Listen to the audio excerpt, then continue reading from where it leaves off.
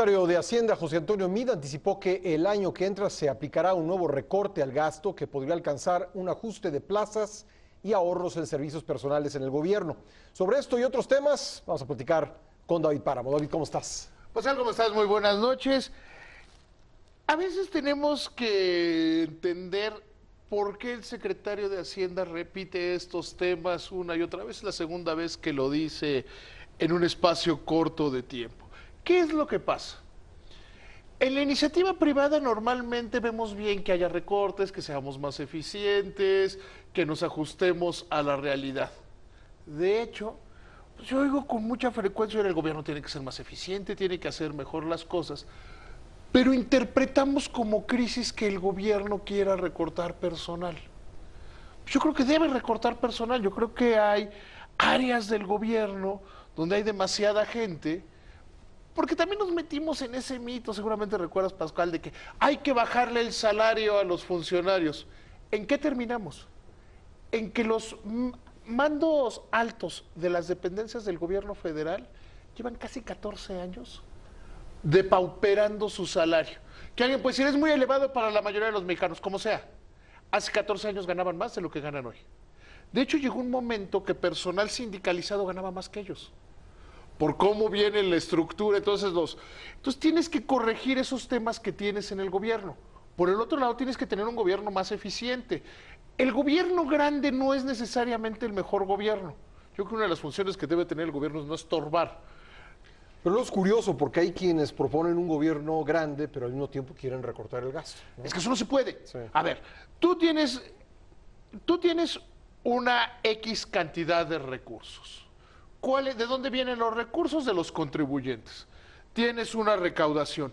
¿Cuál es la obligación de todo el que recibe dinero, de todo administrador?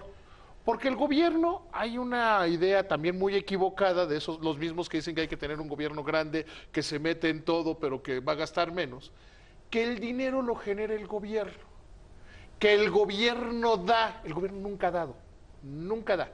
Distribuye lo que genera la iniciativa privada y esa es su función. Déjame ponerlo en un tema demasiado absurdo con el que yo no necesariamente estoy de acuerdo. ¿Te acuerdas aquella tradición católica de que el hombre, bueno, y cristiano, yo que soy cristiano, de que es que el hombre le da las arras a la mujer y la mujer dice que las va a administrar? Yo no creo en eso, pero nos sirve de ejemplo. El que genera la riqueza es la iniciativa privada, y la iniciativa privada es todo aquel que contribuye, y el gobierno su labor es administrar eficientemente.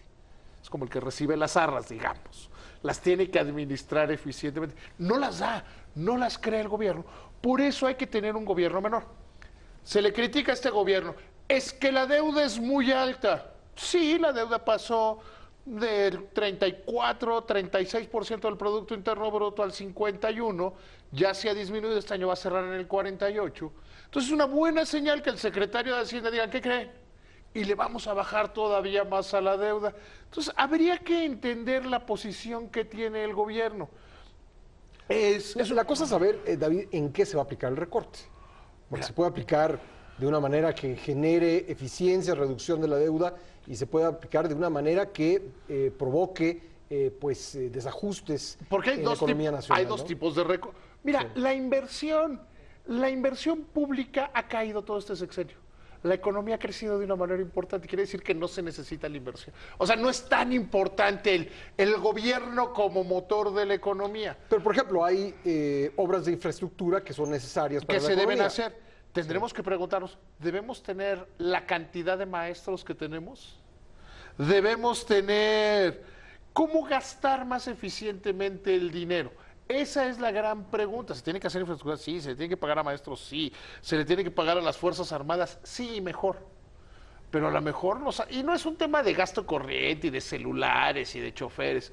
Es un tema de gastar de una manera más eficiente para que el gobierno, como es en la iniciativa privada, haga más con menos, Pascal. David, muchas gracias. Buenas noches.